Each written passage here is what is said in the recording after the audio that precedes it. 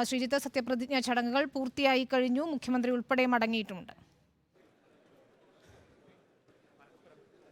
വിനിത, സത്യപ്രതിജ്ഞാ ചടങ്ങുകൾ പൂർത്തിയായിരിക്കുന്നു. ഏറ്റവും കൗതുകകരമായ ചില രാഷ്ട്രീയ മുഹൂർത്തങ്ങൾക്കും ഈ സത്യപ്രതിജ്ഞാ ചടങ്ങ് വേദിയായി. അത് ഗവർണറും മുഖ്യമന്ത്രിയും തമ്മിലുള്ള മുഖാമുഖമായിരുന്നു. ഈ ഗവർണറും സർക്കാരും തമ്മിലുള്ള പോര് മൂർച്ഛിച്ച ശേഷം മുഖ്യമന്ത്രിയും ഗവർണറും ഒരു വേദിയിലെത്തുന്നത് ഇതാദ്യമായിരുന്നു. എന്നാൽ മുഖ്യമന്ത്രിക്ക് മുഖം കൊടുക്കാതെയായിരുന്നു ഗവർണർ ആരിഫ് മുഹമ്മദ് ഖാൻ ഈ വേദിയിൽ ചെലവഴിച്ച സമയം അത്രയും നീക്കിയത്. ഗവർണർക്ക് പിന്നാലെയാണ് മുഖ്യമന്ത്രി കയറി വരുന്നത്.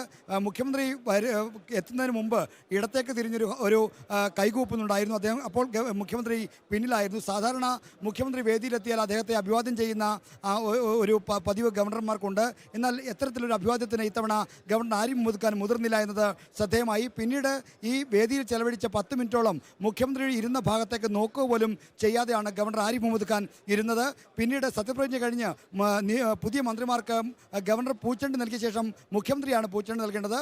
ആ പൂച്ചെണ്ട് മുഖ്യമന്ത്രി പുതിയ മന്ത്രിമാർക്ക് പൂച്ചെണ്ട് നൽകുന്ന സമയത്തും ഗവർണർ മുഖ്യമന്ത്രിയുടെ ഭാഗത്തേക്ക് നോക്കാതെ തന്നെ നിലയുറപ്പിക്കുകയായിരുന്നു. പിന്നീട് ഇറങ്ങിപ്പോകുമ്പോഴും ഗവർണർ മുഖ്യമന്ത്രിയെ ഹസ്തദാനം ചെയ്യാനോ ആ ഭാഗത്തേക്ക് നോക്കാനോ തയ്യാറായില്ല. എന്തായാലും ഈ സത്യപ്രതിജ്ഞാ വേളയിലും സർക്കാരിനും ഗവർണർക്കുമിടയിലുള്ള പോരാട്ടത്തിൽ അയവില്ല.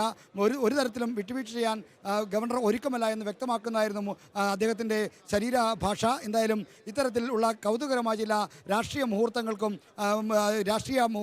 ഈ സത്യപ്രതിജ്ഞാ ചടങ്ങ് വേദിയായിരിക്കുകയാണ്. ഇപ്പോൾ രാജ്ഭവനിലെ ചായ സൽക്കാര ചടങ്ങാണ് ഇനി നടക്കാൻ പോകുന്നത്. അവിടേക്ക് പുതിയ മന്ത്രിമാരും മന്ത്രിസഭയിലെ മറ്റംഗങ്ങളും ഇപ്പോൾ പോകും.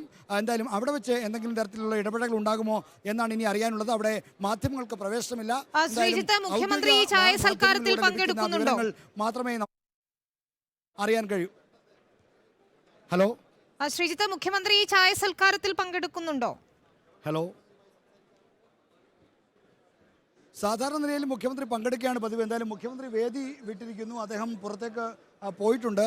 രാജ്ഭവനിലെ പ്രധാന ഹാളിലാണ് ഈ ചായ സൽക്കാര ചടങ്ങ് നടക്കുന്നത്. സാധാരണ രാജ്ഭവനിലൊരു മിനി ഓഡിറ്റോറിയമുണ്ട്.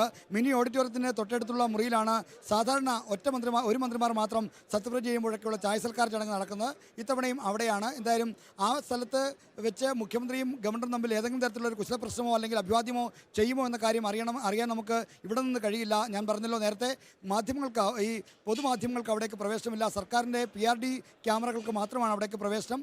അവർ നൽകുന്ന വിവരങ്ങൾ മാത്രമേ ഇക്കാര്യത്തിൽ നമുക്കിനി ആശ്രയിക്കാൻ കഴിയൂ.